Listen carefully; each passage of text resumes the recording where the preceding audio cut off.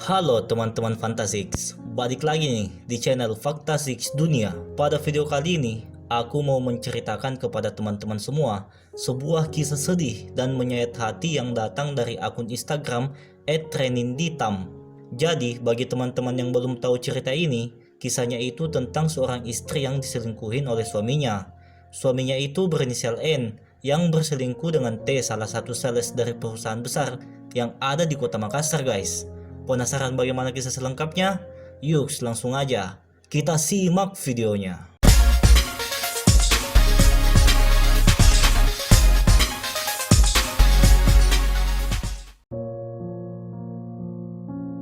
Dari postingan yang diunggah oleh akun Reninditam, dia bercerita tentang dirinya yang sudah menjadi seorang janda. Aku seorang janda. Assalamualaikum. Perkenalkan, namaku Nindi. Usiaku sekarang 26 tahun. Aku anak pertama dari 3 bersaudara. Mantan suamiku anak tunggal. Sesuai judul yang kubuat, ya bener, mantan suami tercintaku direbut oleh seorang pelakor. Aku dan mantan suami kenal dan pacaran sejak 13 Februari tahun 2014. Perkenalan kami baik-baik saja. Dia orang yang sangat baik, supel, dewasa, dan sayang keluargaku dan adik-adikku. Singkat cerita, karena kami merasa hubungan ini pantas dilanjutkan ke jenjang yang lebih serius, kami memutuskan untuk lamaran pada bulan Desember tahun 2017. Karena pada saat itu awal tahun 2018, kami akan LDR. Dia di Makassar dan aku di Jakarta. Dia anak seorang pemilik bengkel di Makassar. Hubungan kami tidak bisa dikatakan mulus, karena ternyata orang tua suami tidak setuju dengan aku. Lika-liku kita hadapi untuk mendapatkan restu orang tuanya. Tapi mantan suami meyakinkan aku suatu saat nanti orang tuanya dan aku akan baik-baik saja. Dan aku pun berusaha agar bisa dekat dengan kedua orang tuanya. Akhirnya pada tanggal 4 November tahun 2018 jam 7.00 waktu Indonesia Barat, kami melangsungkan pernikahan dan suamiku mengikrarkan janji suci dengan menjabat tangan ayahku dengan yakin dan lantang saya terima nikahnya. Dan semua tamu mengatakan sah. Pernikahan kami sangat bagus, karena ini adalah pernikahan pertama dari keluargaku dan keluarganya, dan dihadiri orang-orang terdekat, bahkan saudara jauh pun ternyata hadir. Pada saat itu, kami sangat bahagia dan sudah tidak sabar untuk tinggal bersama, menjalankan ibadah paling panjang selama hidupku. Tahun 2019, aku meninggalkan Jakarta, kota di mana aku dibesarkan, dan aku pindah tinggal di Makassar bersama mantan suamiku. Susah beradaptasi, iya, tapi aku coba. 2 bulan, Januari dan Februari, kita berawal dari kos 1 petak, kamar dan 1 kamar mandi. Walaupun mantan suami anak pemilik bengkel, dia tetap digaji layaknya karyawan karena dia baru 1 tahun bekerja di bengkel itu. Kami makan seadanya, tahu tempe, tapi kami sangat menikmati kesederhanaan itu. Mantan suami selalu memuji masakanku enak. Oh iya, suami melarangku untuk bekerja dan memintaku untuk fokus menjadi ibu rumah tangga. Dan aku menuruti, tapi agak dengan berat hati saat itu. Karena sebelumnya, aku adalah karyawan swasta di salah satu bank ketika masih di Jakarta. Bulan Maret, ternyata papa mertuaku membelikan rumah untuk kami yang dekat dengan rumahnya. Ya, rumahku di seberang rumah mertuaku. Mungkin agar dia mudah melihat anak tunggalnya itu. Dan akhirnya kami pindah. Tapi, ketika itu aku sering kangen dan rindu dengan Jakarta. Jadi bulan April tahun 2019, suami mengizinkanku untuk pulang ke Jakarta, bertemu dan lepas rindu bersama ayah, ibu dan adik-adik. Maklum, aku di Jakarta dari umur 3 tahun. Rasanya rindu dengan keramaian, makanan dan keluargaku. Akhirnya tiba puasa. Ini adalah puasa pertamaku menjadi seorang istri. Aku sangat amat senang menyambut Ramadan tahun ini, karena Ramadan biasanya aku dibangunkan ibuku dan tinggal menikmati makanannya. Tapi kali ini, aku masak hasil request mantan suami. Ya, aku selalu tanya, mau makan apa nanti sahur? Dan bangunkan dia sahur. Ya Allah, indahnya saat itu. Setelah full puasa tibalah hari raya Idul Fitri, kami yang pertama. Kami masih berdua. Allah belum mempercayai kita untuk memiliki momongan. Mungkin masih disuruh menikmati indahnya berumah tangga. 4 November tahun 2019, kami anniversary 1 tahun pernikahan. Kami kumpulkan uang dari jauh-jauh hari karena ingin tidur dan sarapan di hotel di hari spesial ini.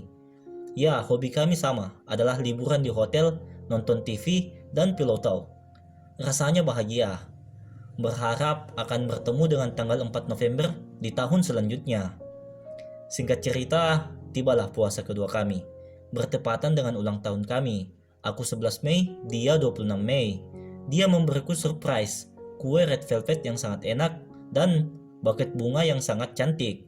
Oh iya, dia bukan pria romantis. Tapi ketika memberikan ini, aku sangat kaget dan senang ternyata mantan suamiku saat itu sangat romantis. Ketika ulang tahun dia tanggal 26, pas banget dengan hari kedua Idul Fitri. Susah sekali mencari cake saat itu. Jadi, ku hanya bisa membelikan beberapa kue di Starbucks. Karena hanya itu yang buka. Oh iya, Idul Fitri kali ini kami masih berdua. Tapi, sudah mengikuti program hamil di beberapa spot di Makassar. Sudah memikirkan kayaknya lucu kalau punya anak dan rumah tangga, terasa lebih lengkap ada si kecil. Tanggal 27 Mei, aku sakit sekitar seminggu. Flu, radang, pilek, batuk, demam, tapi kok suamiku sibuk banget. Dia memang bercerita bahwa bengkel sedang ada masalah. Aku paham, karena saat itu adanya pandemi COVID-19, jadi aku tidak menaruh curiga sedikit pun. Aku percaya dia lembur hanya untuk bengkel. Selama aku sakit seminggu, dia hanya memberikan obat dan selalu pulang telat bahkan sampai tengah malam. Aku tipe istri yang tidak membatasi ruang gerak suami, karena aku tidak mau suami gerah kalau aku mengekang. Dan aku percaya bahwa feeling seorang istri itu ada. Aku sempat update di WA, diamin malah seenaknya, berharap dia merasa untuk pulang karena istrinya sedang sakit. Aku tidak berharap dia merawatku. Aku hanya berharap dia di sampingku menemaniku saat sakit ini. Beberapa hari dia selalu seperti itu, sampai akhirnya dia memaksaku untuk ke Jakarta sampai Idul Adha. Karena ya, kami sudah merencanakan untuk Idul Adha di rumahku di Jakarta. Aku awalnya menolak, karena dia terlalu memaksa aku untuk ke Jakarta dalam waktu 1,5 bulan. Lama loh. Tapi aku tidak menaruh curiga sedikit pun oleh mantan suamiku. Akhirnya dengan keputusan itu, aku ke Jakarta dengan memaksakan diri karena riwehnya mengurus surat-surat ke Jakarta pada saat pandemi COVID-19. Tapi mungkin dengan cara aku ke Jakarta seperti ini, mantan suamiku lebih fokus dengan pekerjaannya dan kita bisa kembali seperti dulu. Bulan Juni tahun 2020, pernikahan kita ke 1 tahun 8 bulan. Kami sering berdebat. Masalah sepele dia bahas. Dia selalu mengatakan kata-kata poligami, selingkuh, dan menanyakan ke aku apakah aku mau dimadu. Mungkin dia bercanda. Lagi pula kita jauh dan kurang komunikasi. Pikirku, dia selalu marah. Aku bertanya, dia selalu bilang aku curigai. Beda dengan orang yang aku kenal di awal pernikahan kami. Tapi aku tetap tidak menaruh curiga. Aku berpikir otak dan badannya mungkin terlalu lelah seharian di kantor. Nah, di tanggal 6 Juni tahun 2020, tiba-tiba Instagramnya hilang di HP-ku. Oh iya, Instagramnya sudah ada di HP-ku sejak kami pacaran tahun 2014. Dan dia tidak pernah merasa keberatan. Tapi kok kali ini aneh. Kutanya, IG kamu ganti pas. Dan di situ dia malah makin marah dan meninggi. Aku coba untuk jelaskan kalau aku hanya bertanya. Kalau memang ingin ganti password, silakan. Tapi feeling istri muncul kembali. Ku coba masukkan beberapa password mengarang untuk membuka Instagramnya. Ternyata berhasil login ke Instagramnya. Begitu kagetnya diriku. Ternyata selama ini suamiku dan wanita itu berhubungan. Bukan hanya via chat. Ternyata mereka sering bertemu dan berfoto bareng. Mantan suamiku menjanjikan pelakor itu untuk menceraikan aku bulan 9 nanti. Ini chat pertama yang kubaca. Dia dengan sadar tahu bahwa dia sedang menggoda suami orang. Dan dia tegaskan sampai menyebut namaku. Chat yang kedua kubaca, ternyata mantan suami udah janjiin cerai bulan 9. Pantas, ngebet banget bulan 9 dia ke Jakarta nonton konser.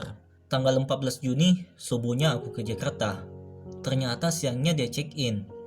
Ini bukti jam 8 pagi. Tanggal 15, dia naik Grab ke kantornya.